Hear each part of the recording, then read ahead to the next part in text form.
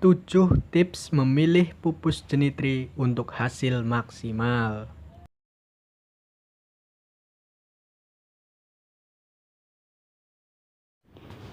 Pertama, pilihlah pupus pada bagian batang yang mengarah ke atas. Hal ini dimaksudkan agar saat tumbuh nanti pohonnya itu mekar dan tidak melengkung. Dengan memilih batang ini, pohon akan ngerembakah. Ngerembakah itu batangnya tumbuh di 4 sisi bahkan bisa sampai 5. Hal itu juga tidak lepas dari posisi tanam yang nanti kita bahaslah di video berikutnya. Yang kedua, pastikan pohon yang akan kita ambil pupusnya sudah pernah berbuah. Masa hidup pohon jenitri stekan hanya sekitar 10-15 tahun karena yang tumbuh bukanlah batang utama.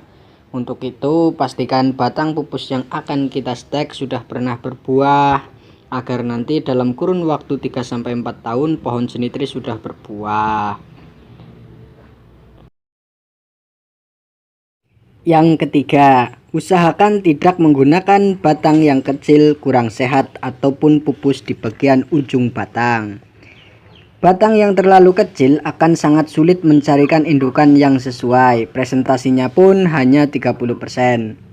Ujung batang biasanya membuat pohon akan tumbuh melengkung, satu sisi atau batang hanya tumbuh di sisi kiri dan kanan. Kadang ada juga yang 3 di bagian depan atau belakang.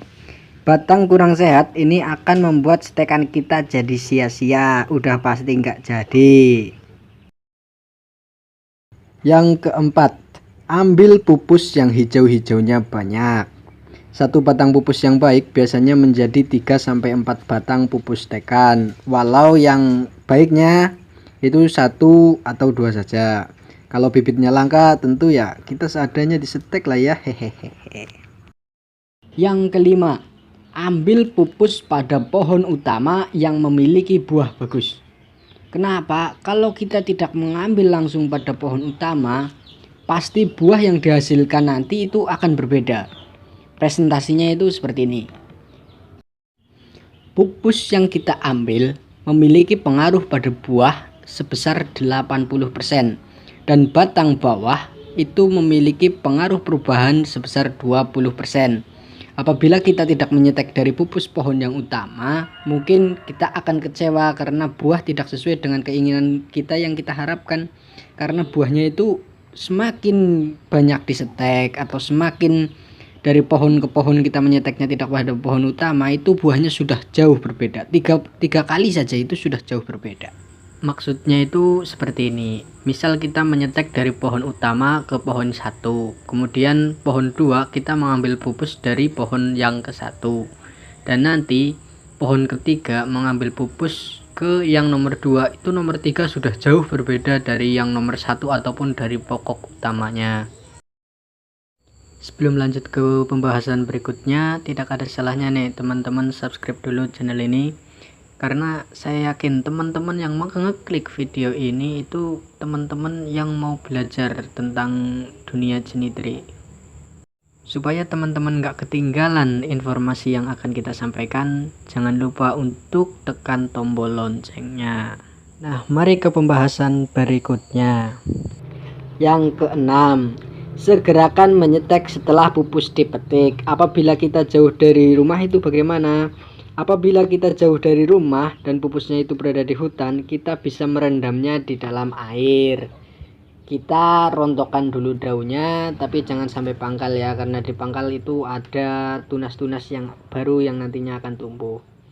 Nah, setelah itu baru dibawa pulang. Untuk hasil lebih maksimal, rendam dengan perangsang daun. Usahakan jangan lebih dari 1 hari atau 1 malam. Kalau pupus terlalu layu, nanti pas disetek itu susah jadinya.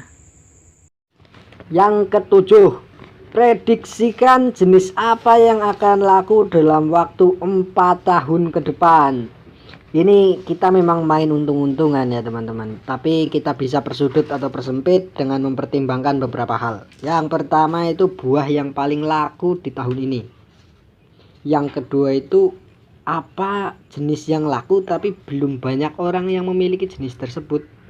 Kemudian yang ketiga, kita ikuti perkembangan yang sedang hangat di lingkungan. Jadi misal kita harus pandai-pandai serawung ya, biar kita itu tahu apa sih yang sedang laku, apa sih yang sedang ramai di setek kali ini. Ya kita ngikut dulu lah, siapa tahu ntar 4 tahun ke depan laku.